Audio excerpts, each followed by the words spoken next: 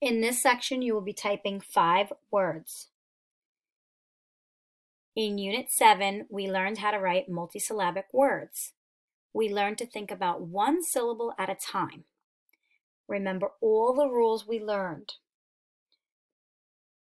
You're going to type all 5 words on the same line and separate each word with a space.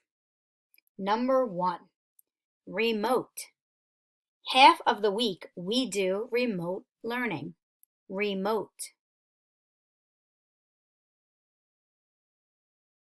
Number 2, shyness. I will help you get over your shyness.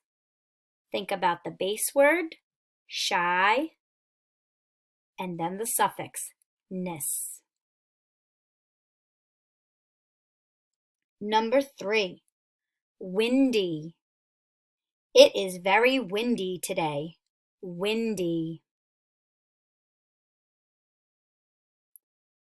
Number 4, lobby. Meet me in the lobby when you are done. Lobby.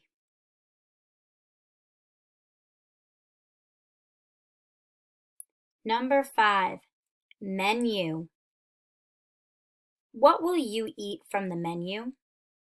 Menu.